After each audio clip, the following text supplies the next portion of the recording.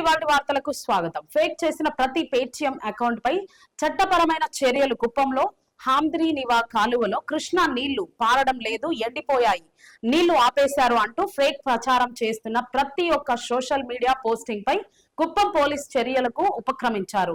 Fake ప్రచారాలతో రైతుల ఆందోళన పడేలా చేసిన వారిపై చట్టపరమైన చర్యలు ఉంటాయని పోలీసులు హెచ్చరించారు. ఈ ఫేక్ ప్రచారం మొదట ఎవరు మొదలు పెట్టారు, వాళ్లకు ఆ పోస్టు పెట్టమని ఎవరు పంపించారు, ఇలా పూర్తి వివరాలతో పోలీసులు దర్యాప్తు చేస్తున్నామని అన్నారు.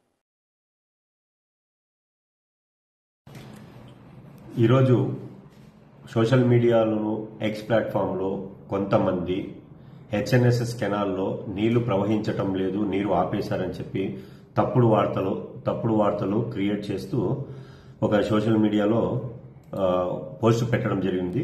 దాన్ని మేము గమనించి ఇమీడియట్లీగా కెనాల్స్ వరకు వెళ్ళి పరిశీలించడం జరిగినది.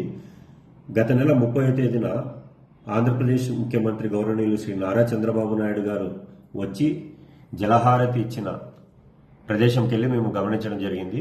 ఆ రోజు ఏ విధంగా అయితే నీరు ప్రవహిస్తుందో కెనాల్లో ఇప్పుడు కూడా అదే వేగంతో నీరు ప్రవహిస్తుంది. కానీ కొంతమంది ప్రభుత్వానికి చెడ్డ పేరు తెచ్చి ప్రజల్లో ఒక ఆందోళన క్రియేట్ చేయాలనే ఉద్దేశంతో అబద్ధపు న్యూస్ ని ప్రచారం చేస్తూ మార్ఫింగ్ ఫొటోస్ వీడియోస్ను పెట్టి కెనాల్లో నీళ్లు లేవని చూపిస్తూ ప్రచారం చేయడం జరిగింది. వీటిని ప్రజలు ఎవరు కూడా నమ్మద్దండి, ఆందోళన చెందొద్దండి. ఇది నీరు యథాస్థితిగా కొనసాగుతూ ఉంది ప్రవాహము. ఇటువంటి పోస్టులు పెట్టిన వాళ్ళ మీద ఖచ్చితంగా చట్టరీత్యా చర్య తీసుకుంటున్నాము. ఈ అబద్ధపు ప్రచారాలు చేస్తూ ప్రజల్లో అన్రెస్ట్ క్రియేట్ చేయొద్దని ప్రజలకందరికీ కోరుకుంటున్నాము. ఈ విధంగా ఎవరైనా అబద్ధపు ప్రచారాలు చేస్తూ తప్పుడు వీడియోలు, మార్ఫింగ్ వీడియోలు పెడుతూ ప్రజల్లో అశాంతిని రేకెత్తించకూడదు. ఇది ఖచ్చితంగా చట్టరీత్యా నేరం. ఇలా